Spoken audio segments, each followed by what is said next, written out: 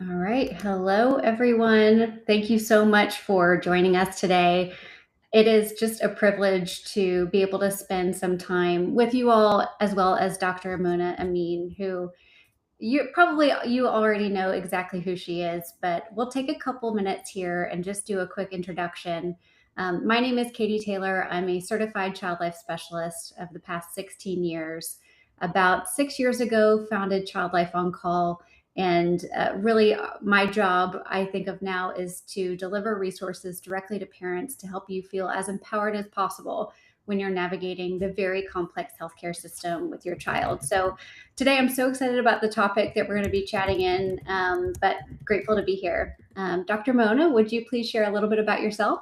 Yeah, well, thank you for having me. I also started my platform around the same time as you, which is wonderful. And I think that's how we connected. So I am Dr. Mona, board certified pediatrician, lactation consultant, founder of PedsDocTalk, similar to what Katie's doing, really trying to explain child health, development, and parenting to any caregivers. Obviously, I have a lot of parents, but a lot of grandmas, nannies that follow me. Just really explain the why behind child development, the why behind health, so that we can be more confident in our journey. I think a lot of parents feel like they may not be doing the best job, but I like to remind families that they are, as long as they are staying true to their values and, leading with love and intention. And so it's been just a joyous journey. I'm so grateful that we were able to connect on my podcast a long time ago. I was actually just, as you were speaking, I was trying to figure out the date that was, but definitely in my first year of my podcast, how we connected there. And why I'm so excited about this conversation is like, I, in a way, feel like you could lead this entire conversation. I love that we're bridging how to speak to families about the navigation of the healthcare system, but also just difficult news. But I just love being able to connect with people like yourself, learn from you. I have always appreciated the work of child life specialists when I was in residency, especially. And so I just want to thank you for all the work that you're doing and this platform to have me on today. Oh, well, I mean, thank you so much for saying that. I feel like we're all greater as a team. And so when I get to work a lot, that's my favorite part is like being amongst other care team members who are so eloquent and so proficient at their job. And when we can work together, there's things I learn from you as well. Absolutely. Oh, thanks. I would love for you to talk about Poppins a little bit. I know it's kind of a new, at least for me, learning about you being a part of it is a new venture, and it just seems like bridging such an important gap for so many parents. Yeah, and it's wild. I mean, it's been what 7 years of my social. I never thought I'd be involved in this capacity with a telehealth startup, but Poppins is a telehealth company where we offer parent coaching, sleep coaching, as well as medical. The medical right now is in 7 states, but expanding, hopefully to all 50 states in the next couple years. And our goal is literally to bridge that gap of parents who have their pediatrician in real life, need extra attention, whether it's in regards to potty training, sleep, behavior. We have those packages, and really working with the modern healthcare system to be that sort of, do I need to go into the office? Can this wait? Can I manage this via telehealth? Our medical side is managing all of that. And I'm the chief medical officer there, which means I oversee the clinical protocols, how we're delivering clinical care, and also training the clinical staff. And it's been such a joy. It's also where I see patients now. And I have just loved what we're creating. And one day I hope we can have a child life specialist. Like we grow and grow and grow, and we can, build a whole ecosystem of specialists and professionals that can just help support families in the good and hard times. Oh, absolutely. Well, it's so important. Like that access to virtual care is how more families get access to care. Yeah. Um, Today in our conversation, I'll kind of give everybody an overview. So I have some questions for Dr. Mona. So I'm very excited to learn about some of the in-office conversations that she's had with families and parents, and how did she handle it, and what did she say, and just all of the things that it's almost like an inside glimpse into that parent provider conversation that's happening in the office all the time. And then Dr. Mona has some questions for me. And so I'm sure throughout these kind of 10-minute style interviews. We'll get into good discussions and share good stories. And then at the end, we're going to talk a little bit about some of the overview of the topics that we saw come through, some of the patterns that we addressed. And the biggest thing is, Dr. Mona and I want you to walk away feeling like you're more equipped to tackle these hard conversations. Because what I want you to leave with is feeling like if something hard happens tomorrow, I feel like I know how I can handle it. Because you already have all of the tools inside of yourself. You know your child best. You know how to advocate for them. I had a mom on my podcast once who said, literally, the moment my daughter was born, I was her advocate. And Yeah. she just felt that from the moment. So that's what the hope is, that you don't shy away from hard topics, that you talk about it with your kids. And that's what we'll focus on today. Yeah. Awesome. Let's get started. I'm going to go ahead and pull up my first question. Um, Dr. Mona, when a parent receives a new diagnosis for their child, what are some important questions they could ask before leaving the appointment? And that's a super broad question. So if you want to tackle it in terms of maybe some of the most common diagnoses you give in office or whatever you imagine. Yeah, I think one of the biggest things, and I'd like to speak to also maybe people who are tuning in who may be medical professionals, people who are giving the bad or difficult news, right? Or news, let's say that a family may not be expecting, because it may not always seem like bad news per se. It just may be news to that family. And Yeah. so, one of the first things when there's a new diagnosis, and I can just tell you, in my general pediatrics world, obviously the news I'm giving is much different than the news a inpatient doctor or an ER doctor would be giving. And so a lot of the things that I may be talking about will be maybe developmental concerns. So we can use the example of I have concerns about a child who may have autism, right? So let's say we're doing that conversation. When a parent is told that, one of the first things I really like to do is remind myself that anytime a parent hears anything that goes away from the expectation of what they imagine their child or life looking like, their thinking brain is going to go offline, right? You're going to go into that sort of fight flight mode. What is going on? What am I doing? What happened? What did I do? All of those things. The emotions are coming to the forefront. And I think it's so key to understand that and also meet that family or that parent where they are. Some parents already knew that that diagnosis was coming. Maybe you have had some blood work done, maybe speaking about other things, maybe you had seen things in your child developmentally and you knew that there was a concern for a developmental diagnosis. But the moment you hear certain words, it can be scary. Like I've had families deny and say, oh, there's no way, like I don't think so. And so one of the things I like to say is that it's completely normal to feel confused. So before you even get to questions, first give yourself permission to say, can you just repeat what you said? Or do you think Mm. I can just write what you're saying down? Like, if for you to just take that moment, however, you need to register what is coming at you. Or if that doctor, like myself has done, and I'm guilty of this, is a rambler, like is about to talk a lot, you can say, hey, I really love this relationship we have. Can you just take a moment? I just want to be able to record it or write it down. It's okay to record it if you need it because your thinking brain may not be on right now, right? Because you're about to get some news. Or if there's an advocate with you, like just say you are in the hospital and it's you and a partner or you and grandma who are receiving news that some doctor has called you back for. But the questions I always want parents to ask is, what does this mean for my child day to day? What do we do next? Like, what are the next steps here? And what is the order? What do you see happening? Who else is going to be involved in this decision, like in this sort of process?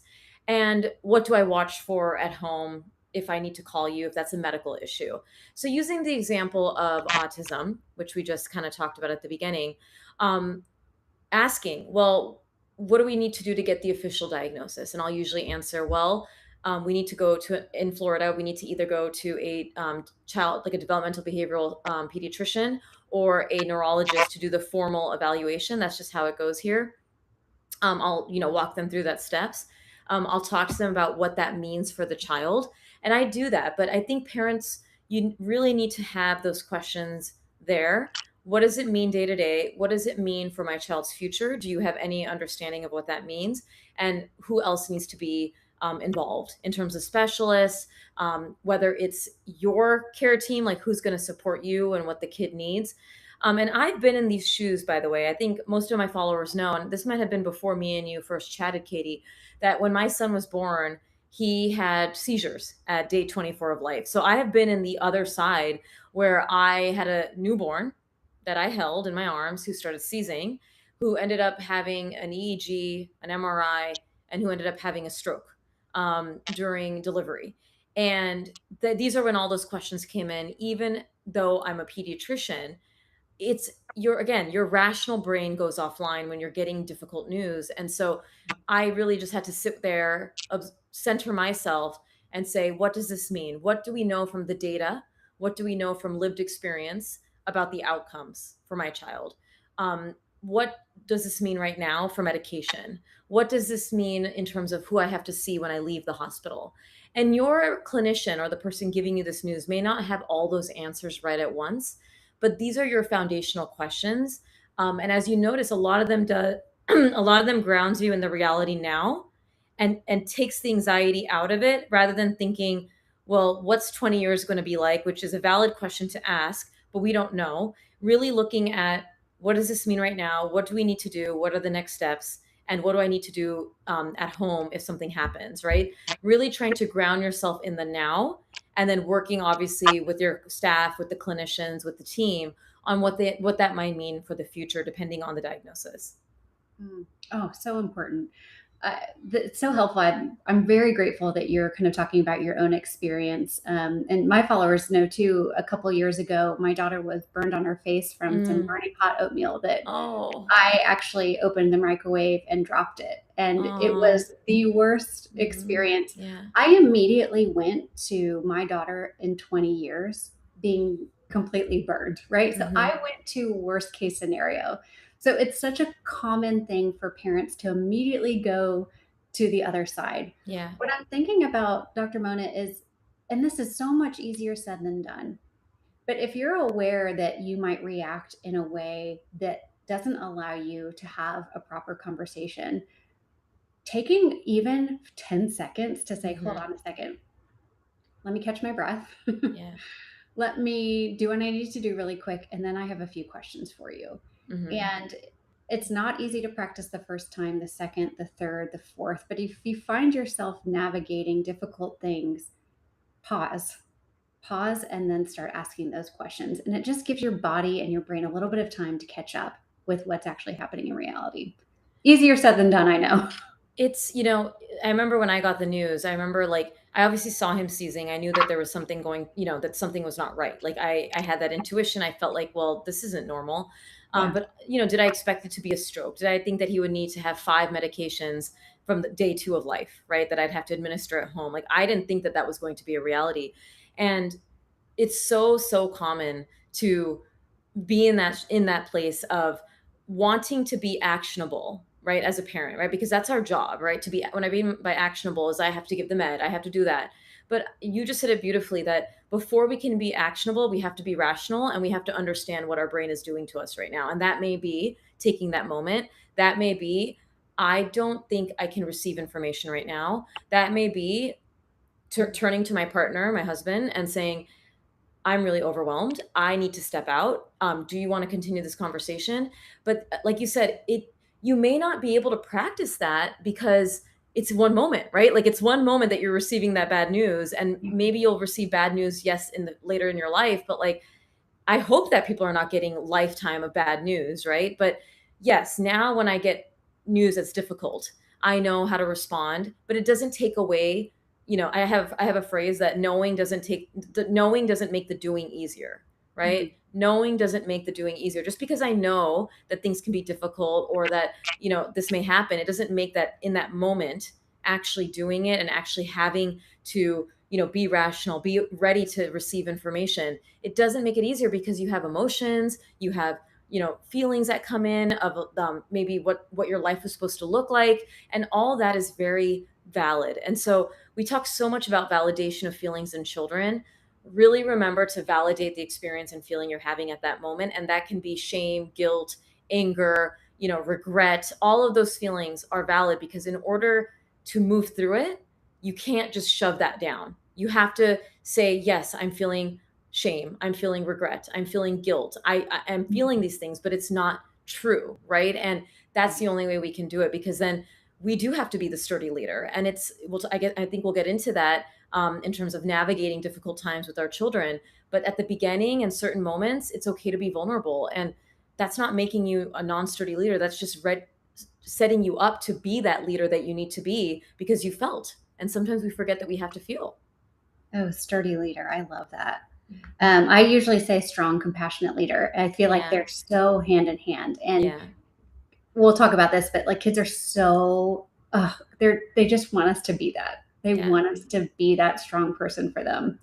Um, when parents leave the doctor's office, and let's say best case scenario, they took their deep breaths, they asked their questions, but there's still just some faulty remembering and faulty memory because we're humans. What's the best way for them if they're feeling overwhelmed by everything? I've had a lot of families on our podcast inside the Children's Hospital say they told me not to Google, but the first thing I Hmm. knew to do was Google because that's what I do and Yeah. everything else. And maybe it's now I ask AI. Um, if they're feeling overwhelmed by the information they've received, what can they do? What are resources they can go to that you point them to better understand what you just told them? I think one of the biggest things to go back to before you leave that office, like I'll backtrack just a little bit, like just say Sure. you got some news, and before you leave the office, ask the clinician, like, hey, because they may forget, right? Some clinicians are so autopilot in giving news, Yeah. whether it's good or bad, that it doesn't always come off like they care, even though they do. And I've seen that. Like my husband's an ER doctor, and he has had to tell so many people that their loved one has died. But that also means that he's had to also go back into work, right? Meaning he tells that news and he has to go back. And so to someone who's receiving the news, it may be like, okay, where'd this doctor go? Like what happened? Like they may have all these questions. So in these situations, obviously with the difficult news, know that your clinician giving information, even if it may come off a little different than how you would have wanted to receive it, ask them, hey, how can I contact you, or who do I contact if I have more questions? In most offices, they may have a person that is there. Like let's say it's a small practice, there may be the nursing manager that helps with logistics. Like maybe you're struggling more with the logistical. Maybe you may have more questions for the doctor. Maybe it'll be more questions for the specialist. So before you leave, if you are just kind of in that sort of woe zone, make sure you ask that. And if they don't give you an answer or you forgot, I don't mind families going online. I really don't. They come online to me, they look at reputable people. Maybe you can try finding reputable organizations, Healthy Children AAP. Maybe there's a content creator like myself that has done content about that topic. Maybe you can read more there, and then write down your questions, write down how it's making you feel, like all of those things that are there. And then making a visit again with that clinician or with the specialist that you may see to follow up for the next step, to be able to ask the questions, right? Many times the questions we have are long-term questions, because rightfully our anxiety and our worry is thinking long term and thinking the what if scenarios. My goal again is to really ground us in what are my next steps, which you should have been given. And if those are not being given to you, you need to be very clear, like, what am I doing next? When do I call you? What is happening here? All those what if questions can be for the person who is maybe the specialist, maybe the person who is giving you the formal evaluation. Let's use the example of if you are being told that your child has cancer. And usually that may be done by a inpatient hospitalist team, but usually they're bringing the oncologist in with them because they've already made that diagnosis through blood work and labs that have been done, or other testing. And maybe at that moment you're not ready to ask all the long-term questions, but when you do meet with that oncologist team after, that is when you can have all your questions written down. That is when you get the opportunity to ask those questions, but don't feel like it's closed off, right? The thing about Googling and the thing about AI is they will give you worst case scenarios, right? They will give you, there won't be the human giving you the hope value. And I can't deny how powerful the hope value is. When I got my son's diagnosis, I got a lot of like numerical values, like, oh, 33% chance of developing cerebral palsy, da da da chance. And I said, I don't want the numbers. I want what you've seen as a neurologist. Tell me what you've seen. Is it possible for my son to make a full developmental recovery? And that doctor may say, no, I don't know. And that's okay. You can't force it out of someone. But what I mean by the hope factor is, I do believe that there is a strong degree of listening to medical professionals, but also believing that anything is possible, that healing can happen, that it is not impossible, even if the odds are stacked against us. Obviously, there's a balance between hope and listening to like the reality that might be portrayed to you by a clinical team, in terms of a certain medical issue. But both of those things can live together. And I have seen it in my practice. I have seen kids who were given no shot at all from the medical stats and make full recoveries. I've seen kids walk out of hospitals, and many listeners may be faith-based, maybe listeners are not. I am just more spiritual and understanding that medicine exists with belief, right? Like that we can say, I want to do what I think makes the most sense for my child. I want a doctor, clinician that's going to give it to me straight, give me the reality, but also be hopeful that we can maybe do something that can help my child here, right? Whether it's on that child's own trajectory. We don't want it to be like, I use the thing of autism. I'm not curing your kid's autism because it's nothing to cure. I just want to support your child and give them what they need to make the best developmental outcome for their child. With oncology concerns, I can't tell you that we're going to get rid of this cancer in 2 months. What I can tell you is that there's a protocol that we've used. Here is what we've had. Here is what we can do. And here is what I think's the best. And what are your thoughts about that? What do you want to do for your child? And to me, that is so important to just have those questions written down, talk to human about it, because the internet won't give you that human experience. Even if it means talking to a nurse. I remember talking to my son's nurse a lot because she's always in the room, and like, I'm crying in a corner pumping, and I'm just like, I don't know what to feel. Try to get that human aspect. And I know in our current medical system, it can feel so hard to get that human aspect, but I assure you that we are there to give it, especially when it's difficult news. I have not ever rushed through a visit that's given difficult news, ever. Like, and I have had people yell, like, "What's taking you so long?" And how much I've wished I could tell that family that was angry that I just had to give some of the worst news of my life, to a family, and you're lucky that you get to wait, right? Like, we always say that in an ER, if you're waiting, it's because you're alive, and the same goes for news, right? Sometimes we're waiting, and I just hope that you are always given that opportunity to have your concerns validated and also give you a plan that makes sense for your family. Oh my gosh, so beautiful. I'm so grateful you exist, and hopefully future medical professionals are listening to this. And I think that there's something that you said about what am I doing next is a great expectation to leave every appointment with. Like, Hmm. don't feel overwhelmed, or you can, but what am I doing next? Give me 1, 2, and 3. Help me Yeah. write these down. And I've seen providers write things down for families and say, here's Yeah. number 1, 2, 3. You don't have to remember what I said. I've written it down for Yeah. you. I think it's so important. I'm so grateful for you. And that's, I even say that even if it's a minor health issue. And I say minor because let's use the example of a fever. In a Mm. pediatrician's brain, fever is something we see a gazillion times a week, right? We see it so much, but just say it's the first time your child has ever had a fever. That is different, right? Like me coming in saying my fever spiel versus you receiving information about a fever for the first time ever in your 9-month old, and you're like freaking out about everything.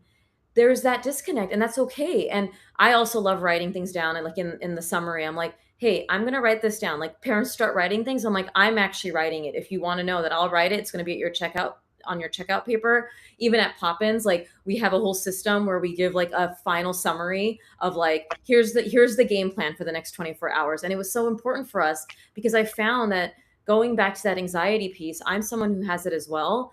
Knowing the next best thing we need to do or the next thing to do can just really bring our brain back into the now and say, I'm in control here of what I can control. And I'm going to monitor X, Y, and Z. I'm going to look out for a call. I'm going to make an appointment with the specialist. And that is all I need to do right now. And that is enough as a mother. That is enough as a father, because then we feel so many feelings of I should be doing more, I should be doing this, I need to see the best doctor, and I need to look at all the alternative treatments online, you're going to go into a rabbit hole of anxiety and desperation. And then you're not going to lead with intention with your children. And that was my goal from starting Pete's Dog Talk, is I want parents to feel confident even when they know that it's okay to not feel themselves, right? That confidence does not mean knowing what to do every time. Confidence is also knowing that I need help, that I need to ask my helpers what I need to do at this moment, and that can be a clinician, a loved one, whoever it is, because we can't do this job alone.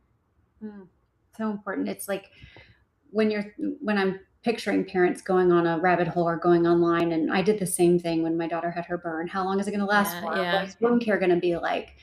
And what you're saying though is when you are talking to a human, parents are almost giving themselves the gift of hope when they're yeah. receiving it from a human rather than a computer. Yes. I think that's a reason enough to take pause before you hit search or before you go to AI. And we're not saying don't do it, but what if instead you got to talk to a human about it? That would be so Yeah. much better. And I think about it, Katie, like I don't blame families for using so much online. Like I obviously have created a whole platform online, and I'm Yes. grateful because I can actually Mhm. give you the real answers versus like there's a human giving you the information. But I get it because we think about the modern medical system and how difficult it is to have the time from a clinician standpoint, and the feeling of being rushed and all of that. Like that is a valid concern. So parents are left often feeling unheard, often feeling like I didn't have my questions answered. And then you add on the people who were in literally a state of shock that probably didn't register all the thousands of words that just got thrown at them. I'm not surprised that you would want to go online. Like I don't doubt you, Mm. but it is really that moment of, is it really going to help me to do this, or can I write all this down and make a follow up with my pediatrician or with the oncologist that I'm going to see next time, or the developmental specialist or the GI doc, and really get that doc in front of my face and say, hey, this is new for me. I know this may not be new for you. I know you may see this all the time, but I am honestly really confused. I don't know where to begin. I just would love to get some guidance here. And we just forget the human nature of medicine and how we need to do that better as clinicians, but also you as an advocate for your child are entitled to say how you're feeling and remind the person that I'm so grateful to be here, and I just want to get the best information so that we can work as a team. And that team approach to healthcare is going to change so many more lives, and I'm a big advocate for that. Yeah, I can see it in everything that you do. So Mhm. grateful for. Okay, we're going to switch gears a little bit. Dr. Mona is going to be asking me some questions, and very excited for that. And yeah, you want to kick it off? Yeah, and so I am so grateful to learn from you. Obviously, I'm giving some tips for parents, and some of your advice will probably be helpful for parents to understand as well because they have to go home and have conversations. So, my first question is, how do children of different ages understand illness, medical procedures, and diagnoses differently? Yeah, such a good question. And for anybody who hasn't heard of a child life specialist before, I'm just going to do a quick little overview. We are either have a, bachelor's degree or master's degree in child life or related field. We then go through a 600-hour clinical internship, unpaid, under the supervision of a certified child life specialist. And then we have a certification exam through our national association. As child life specialists, we work in hospitals, healthcare settings, outpatient, hospice, some schools, some prisons. So, really, anywhere that families are, child life specialists can be. Kind of getting into development, I've become a little bit of a geek about this. So, I do have a quick PowerPoint I want to share. Oh, love it. Share It's it. I good love to it. see. You But are ready, girl. well, I was thinking in preparation for today, I'm like, I have these slides, so I just want to show them to you, and I'm going to break them down very quickly. But I think as parents, the most important thing we can do is like look in a mirror at ourselves. Yeah. And so we're going to be talking about some of the stressors for kids in medical environments, but also how it affects you, the parent. So I think this will kind of be a good sandwich that we can put together so that you feel prepared. So for infants, the most important thing for them, sure, you can't tell them exactly what a diagnosis is. They won't be able to understand that, but they do understand that you are stressed. They do understand when your anxiety is high. They do understand when they're not close to you. So when we're thinking about infants, attachment to you, attachment to whenever possible, I would be supporting an infant during a medical procedure.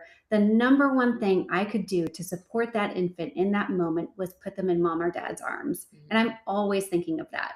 So when I go into, if you go into your pediatrician's office, instead of getting baby out and feeling like you have to put them over there by the bed, Yeah. get them out of the car seat and put them in your lap and have some connection. That's something so small that you can do that makes a big difference. Oral stimulation, if your baby takes a pacifier, if that helps them feel calm. We want to limit time away from you as much as possible. And also, we want you to be involved. So, you know your child best. What helps them feel calm? Is it singing? Is it giving them their passy? Is it dad playing with them? These are the kinds of things we want to know. And so when you're thinking about how can I support my infant, it's less about the words you're using and more about the connection that they're feeling. Some stressors that you may just need to think about before you go into it is, has your child been in a NICU experience before? Have you heard the beeps, the sounds, the lights, the harsh things that as soon as you walk in somewhere, you get a flood back of memories that aren't pleasant? Prepare yourself before going into that scenario. You know, if you did get an autism diagnosis in a doctor's office, the next time you go in that doctor's office, those memories may come up for you again. So just take stake that you have been there before. It may have been difficult, and prepare yourself for that. If you are grieving in any way, whether it's the loss of a loved one or a friend or a loss of a job or an illness or injury, that can overcompensate some of the things when you're working with a medical team. Even though it has nothing to do with what's happening in the moment, just being aware and giving yourself some grace there. If your child has had any kind of respiratory concerns or feeding concerns, the medical team is aware that when you are in there in that moment, there's so much before you that you're carrying. So just kind of take stock of these things. I told you I was going to go through this quickly. For toddlers, uh, I really feel so passionate about narrating things that you do with your child all of the time. And if you are on Instagram or TikTok, I hope you follow. Her name is Marley, and she has a son named Bane, and I'll put it in the after notes. But she is a speech language pathologist, and her son was diagnosed with type 1 diabetes at 12 months old. From the beginning of his diagnosis, she has been narrating his care. Bane, this is what we're doing. Bane, this is why. Bane, I'm checking your blood sugar. Bane, I'm doing this. And so Bane, at just 2 years old, is able to talk about his diagnosis. He can verbalize to his parents what he's going through. And that's because from the beginning, Marley has been narrating his care. You can't do this too young. So even with your infants, we talked about closeness, but start talking about what you're doing and why you're doing it. And that language will transfer over to your child. Toddlers are starting to get a lot of stranger anxiety and fear of medical settings and experiences. This is why we will have a child come in for surgery who hasn't been prepared at all. They're not scared of surgery, but the number one thing that pisses them off is changing into a gown. Like, how dare you tell me I'm taking off my Paw Patrol pajamas? And we can expect that from toddlers because it's about the world that they're in. How is this going to affect me? They're like the most wonderful version of being egotistical because they want to know, how is this going to affect me? And changing in from my Paw Patrol pajamas into this gown is going to be a big deal. And when parents can prepare for that, when you can prepare your child that they're going to put on hospital pajamas, that conversation tends to go a lot easier. What works with toddlers is first then. So you don't have to tell your toddler every minute detail about what's happening, but you can say, first, we're going to get in the car, and then we're going to go see Dr. Mona, and then we're going to come home. Very simple, but you're preparing them for the experience that they're about to have. Whenever they can feel like they can play with something, that's huge. That's why we love doctor's kits. We love medical play. It does not have to be perfect. It can be messy. We can take Play-Doh and pretend that it's a cast. You can. It's all about loose parts. It's all about finding what you have in your home and just using it to play. A little bit of stressors for parents, because I want you to be aware of what you're going through. You're going to see a lot of the same slides that you saw from the infants, but previous medical experiences that your child has had, but also that you have had, can start to come up here. You may start remembering what you went through as a toddler, preschooler, or school ager, and that anxiety can actually go onto your child. One thing about this age group is we really start to see stranger anxiety. It's really, especially when you're walking into a new environment and you see someone that you've never seen before. We are expecting this as medical professionals, so we're not offended when your child doesn't want to high five us or doesn't want to hug us. This is actually something we prepare for. Do you see that a lot, Dr. Mona? Oh, yes, totally. We're not going to it's like how we would enforce affection. There's no forcing of anything in terms of connection from someone that's deemed a stranger. Yeah. Yeah. Yeah, yeah. No need Yeah. to high five me. We're good. Yes. Yes. Yes. But you will notice you can actually facilitate a friendship. And I Mhm. love doing this where if you come in with your toddler, and I actually did it just this morning with my daughter at a doctor's appointment, the person who checked us in and got her vitals didn't give us her name. And I said, "What was your name again?" And then she told us. And I said, "What was your favorite color growing up?" And I just asked her that question. And then she asked my daughter, and then they started talking about a Yeah. color. So parents actually do have the power to facilitate a friendship between two people. And I love using that with toddlers on up.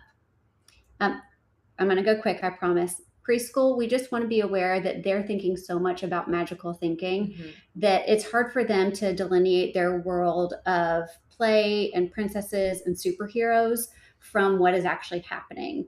So I have a Jedi laser here because I had a child ask me once, is Dr. Suter going to use his Jedi laser to take out my appendix? Because that's Mm. the only tool he could believe. And so we want them to be talking about what they're thinking or experiencing, so we can either identify misconceptions or we can playfully integrate it, like saying chemotherapy is the superhero that's going to kill the bad guy cancer cells. So there's a lot of ways we can integrate. The best part, I think, preschool is so much fun because you get to play. I love it. With school age, they do become more logical. This is when you're going to start getting more fear of pain, especially when they've had those back to back vaccinations at 4 or 5 years old. Whenever you get them, they're going to remember it. They're going to have a fear of pain. And this is not a bad thing. It is actually incredibly normal and expected that your child should be scared that something's going to hurt. And so we expect that. What works is understanding why the pain needs to happen, how long it's going to last for, and what you're going to do to get through that. And that's kind of what we call coping. And that's what helps build resilience for the next painful or uncomfortable thing. Very quickly, just adolescents and teens, in case we have any of those parents listening today. Adolescents and teens can have self-confidence issues. The way that they are looking, they're probably more concerned with what do I have to have on me? Who's going to be in the room? Who's going to see my private parts? Do I have to have my mom or dad in the room when I'm talking to the doctor? They're going to have social concerns like, I shouldn't be here. I should really be at my soccer practice. And so there may not even be ingesting anything the doctor is saying because they're concerned with what's happening elsewhere. I'm making overly generalized statements, but we can assume these are some of the things. Another thing is your teenager may be on their device because that's what they feel safe doing. That's where they're kind of able to escape to. And so that's something that we do expect and we do see. For medical stressors for teens, I think there can be that parent-teen power struggle, and your pediatrician is a perfect person to help you navigate what's appropriate and what's not, and how to talk to your child during that. Medical adherence and ownership, especially if your teenager is starting to definitely have say in their care and not want to show up to doctor's appointments or not want to get XYZ, we can expect that. And so that can cause some anxiety for parents. There's the social and dating concerns, and of course, the mental health aspect and impact of being a teen. Again, your pediatrician is the perfect person if you do have concerns, and that for you as a parent is feeling overwhelming. The pediatrician is a great person to talk to. You weren't expecting that long of an answer, That were was you? fantastic. I love that. I love that, and I mean, I was just so engaged, and thank you so much. That's so wonderful, and like I said, this is why it's so nice for us to be together on this Yeah. call. I think we have time for me to ask you another question, Yes, right? let's do it. Yes. You kind of talked about obviously walking parents through. One thing I commonly see in my office, outpatient pediatrics, is two things that I prefer not to happen, and I'm using prefer, but I really say don't do this. Yeah. One is using us as a threat, like using like if you don't behave, the doctor's going to give you a shot, which is like Yeah. already setting your child up to fear people that are there to help them. Number one. Number two is going to lead to the question I have for you, is when the child is upset and the parent is screaming, "Don't cry. Why are you being a baby? Just sit down." Like I'm talking about when they're getting vaccines and there's just a huge power struggle that's ensued. The school age child is literally backed up in a corner. The father or mother is literally yelling at the child. So from a child life perspective, how can parents prepare a child for a medical procedure or any, I mean, it could be large, but like, vaccine, MRI, blood draw, whatever it may be, port placement, without increasing anxiety is part one. And then part two is what can we do in those moments when the child is completely dysregulated and we have to get something done, meaning a medical procedure like a vaccine needs to get done. What would be your suggestion for the family, for the clinicians listening? Yeah. Okay. I'll answer the first question Yeah. first. In terms of preparation, you want to look at your child's age and stage of development. And like we said, a first then statement for a toddler or preschooler is pretty good. And I think you'll notice as your child gets older, they're going to start asking the questions that they want answers to. Why do we have to go to the doctor today? And then that's a good sign that they're ready to receive more information. Whenever you are preparing your child, it's about the words that you use, but it's also about the message that you're sending and the time of day. So I don't love having big conversations for preparation before bedtime. I don't love them happening right before the event is about to happen. So somewhere in between, we need to go to the doctor's tomorrow. You have to have a blood draw and stating exactly what it is. And a Yeah. blood draw, we can kind of back it up and say, have you ever heard the word blood draw before? And that is such a good opening question for your child to start talking to you. Draw blood. So is there going to be paper? Is there going to Yeah. be crayons? You have no idea what their conception is of Yeah. what you're saying. And that opens up a conversation. Well, the job of a blood draw is for us to be able to look inside your blood so the doctor knows exactly the way to help support you and give your body what it needs. And usually that's the end of the preparation. They just want to know what's happening. And if they want to know more, you can say, "Would you like for me to tell you a little bit more about what's happening?" And they can either say yes or no. Kids are so good at giving us those cues. So when you talk about the little kiddo in a corner crying, what are they telling us? They are terrified. Yeah. They are so scared. They have a complete loss of control. They do not know what to do next. The parent then screaming, yelling, I totally get it because you want Yeah. your child to perform well for the doctor. You want Yes. the Yes. So doctor many to times. see, I yeah, don't, yeah. Yeah. yeah, what a good parent I am. Look I how behaved know. my child is. And so, like, there's a little bit of parent shame that comes Hmm. in. There's this high stakes. You need this vaccine. I don't want you to get sick. Like, Yeah. there are so many things that can make you want to scream. And so, like, we see that and you feel like you're protecting your child because you don't want them to be scared. And so you yourself are elevating. I would say in that moment when your child is screaming in the corner, the best thing you can do is connection and Hmm. taking a moment, having staff leave the room and say, I'm going to give you guys 5 minutes. Why don't you see if you can find a game to play or a video to watch on YouTube or just something that takes them out of that stress Yeah. response and helps them stay grounded and connected. And then parents, if you are finding yourself there and you're sitting and you're like, I know we need to do this shot before we leave today, just like Dr. Mona said, we want parents to be sturdy. We want you to be a sturdy leader. We want you to say with compassion, I know you don't want to be here. Yeah. You have to have this shot today. We are not leaving this room until the shot happens. Yeah. That is not a choice. What you do have a choice about is if you want Dr. Mona to look at your right leg first or your left leg. You have to pick one. Which one do you want? Yes. Then you're going to get your child talking again. You can go back to the preparation and say, when a shot happens, it's going to feel like a poke. Okay. Do you remember the last time you had to have a shot? It felt like a poke and it was over in about 5 seconds. Let's count to five together. 1, 2, 3, 4, 5. As soon as that poke, that owie is done, your job is to hug me as tight as you can. Yeah. So we're talking about the sensory experiences. We're giving them jobs to do. We're allowing them to have choices, but you yourself are not letting them not have it, because that's why you came to the office that day. I hope that helped a little bit. Absolutely, and I think, I love it. It very much is a reminder that imagine if that wasn't related to a vaccine, how you would respond, hopefully at home, when they have very big feelings about something. We tend, you said it beautifully about this performing that's done a lot in my office, and Yeah. I even tell families, like, mom's asking me, can I breastfeed? I'm like, whip out that boob, lady. Like, if there's, why are we performing here? Like, I have seen everything. Like, Yeah. to me, nothing is off limits, and I am not judging anybody. Like, I literally need to help you. And for me, it's all intel. Like, what I say, what I joke is, like, I'm not ever judging, I'm getting information, right? Like, if Mhm. I see that there's a developmental behavioral concern where the parent is yelling when the child's having a tantrum, I'm going to ask, hey, I've had discussions like, was this all for me because you are worried about me, or is this how we approach tantrums? Like, I'm just giving Right. examples of like what we Sure. do here.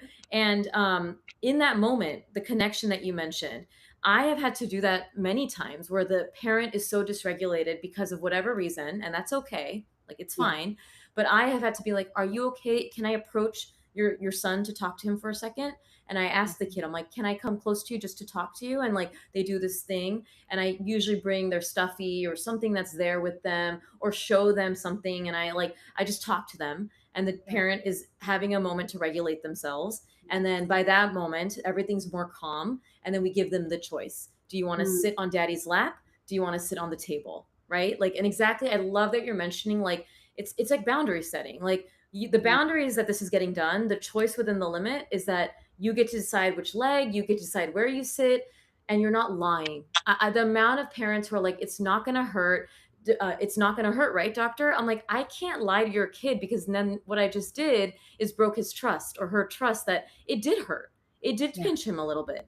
I'm going to Yeah. say it's going to hurt, but it's going to be done in 5 seconds, and you're going to get the biggest hug, and it's going to feel so much better. And then you're going to get a sticker. Like, that Yeah. I know is real.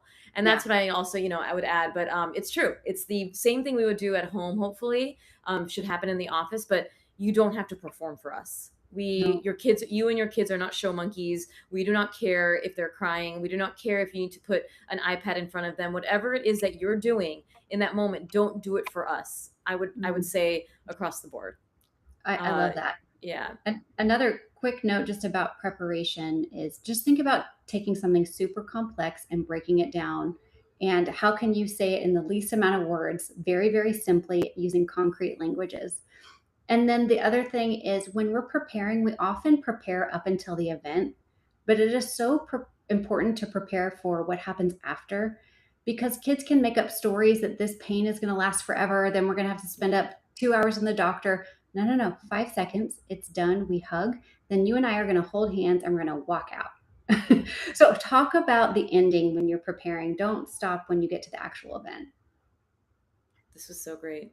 I feel like we could keep talking I forever. know, I know. It's also just so good to have a, like I said, a united conversation about this, because we see it from different angles. And I'm a mother as well, but I also see it from the medical side. I get it. We have to give those vaccines. We have to do things, but I I know that if we're pinning somebody down to do something, like if a child's angry because they have to get a vaccine, and now we have to pin that child down, it's not going to help for future events, right? Like, meaning the future desire to come back to the office. There is going to be, I'm not calling it lifelong trauma. It's going to be like a little T situation where they're just like, I don't like this moment. I also prefer parents hold their kids for vaccines. And I recently found out that not a lot of offices allow that. Like, Yeah. I have a whole situation where here's how I hold an infant.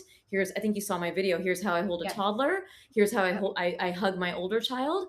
If they need it, my son and daughter don't need it anymore, which I'm so proud of them. But like, it's so important that if we can hold them during that whole experience, like, versus pinning them down.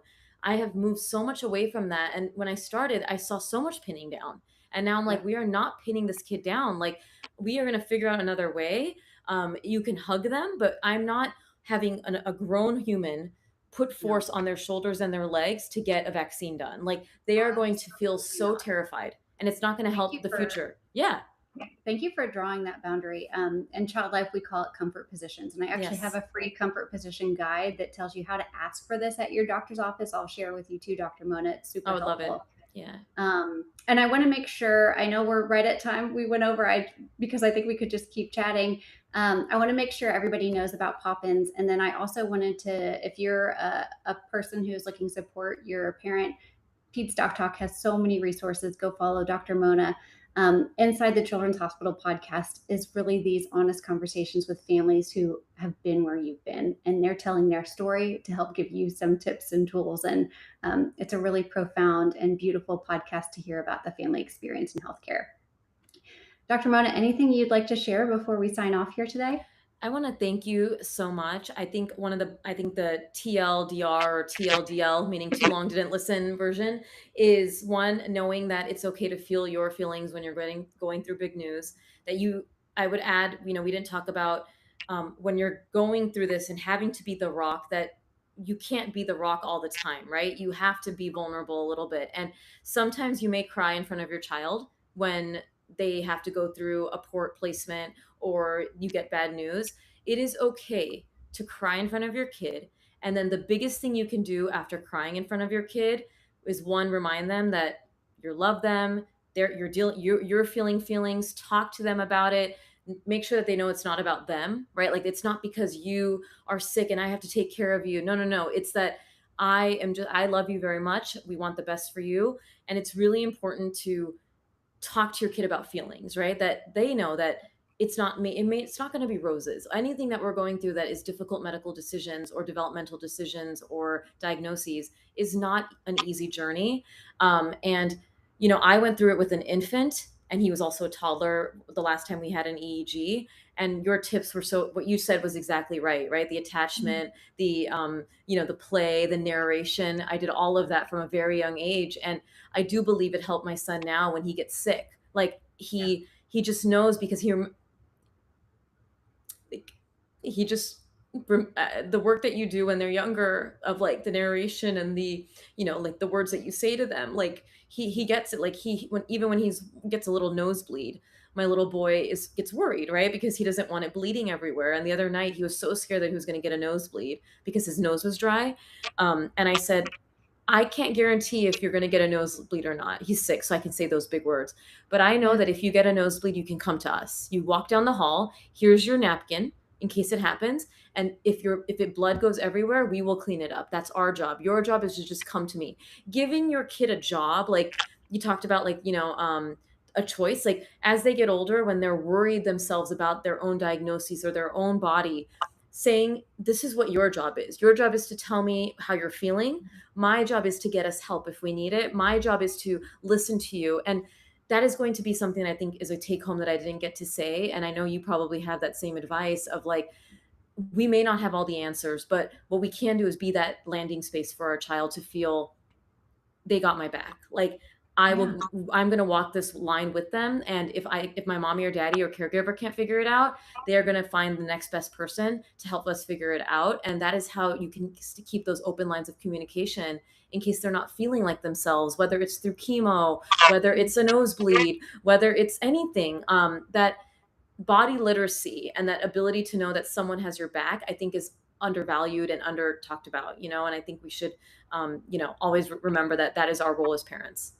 Oh, it's so beautiful. Thank you so much. Yeah, kids are just desperate for the words we say to match their experience. They don't want us to say, oh, it's not a big deal if you get a blood drain or if you get a nosebleed, because it is terrifying. You've got blood all over your face in the middle of the night. Like, don't tell me it's not a big deal. It's a big deal to me. Yeah. I love that you mentioned, I don't know, as a perfectly good answer. Like, is grandpa going to die?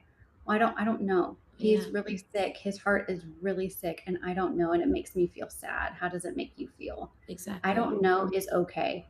And then you can, like you said, tap on your support resources, your people, your caregivers, your pediatrician, find a child life specialist.